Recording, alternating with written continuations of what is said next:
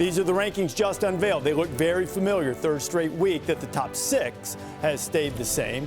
Alabama, Notre Dame, Clemson, Ohio State, followed by Texas A&M and Florida. Pleased, as always, to be joined by Gary Barta. He's the athletic director at Iowa and the chair of the College Football Playoff Selection Committee. Gary, how would you describe the effect on the rankings that the number of games Ohio State has played up to this point has had so far and could potentially have? Well, we've talked about it from day one that the number of games was going to be critical. We were able to watch another game that Ohio State played. That was important. Justin Fields scores 2 running and passing, and Olave gets involved. And so it was important that the committee see another game by Ohio State, and they performed well.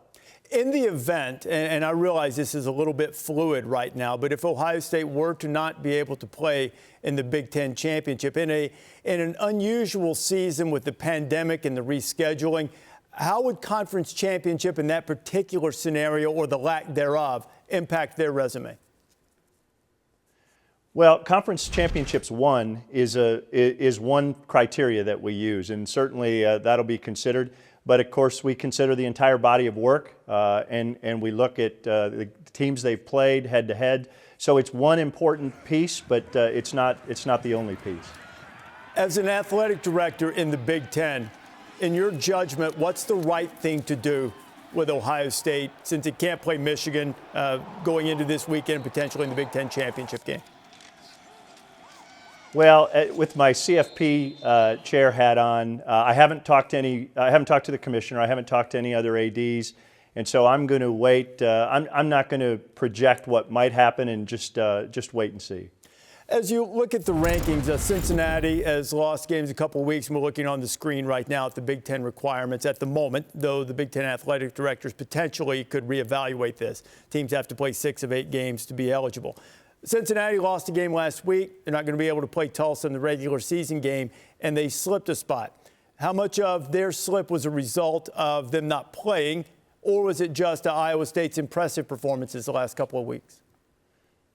Well, you hit it on the head with the latter. The committee has been watching Iowa State these last few weeks, especially the win over number 20, the 20th team in Texas, and then really took it to West Virginia this past week.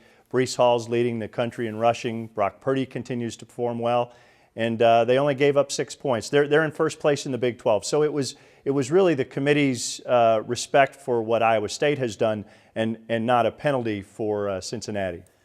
I've learned through years of doing this not to put you in a situation where there would be hypotheticals or projecting outcomes. So let me ask this question this way, and I'm sure you'll know what it means.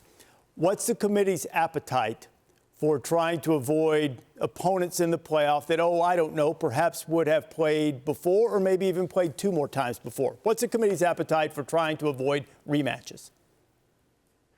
Well, the committee's hunger and appetite is to, when we get to that championship weekend, find the best 4 teams, irregardless of that kind of scenario. So, and I say that with a smile on my face. We have this ranking, we have one more, and then, of course, championship weekend. We're going to identify who the committee believes are the best 4 teams in America, and rank the rest of the top 25 as well.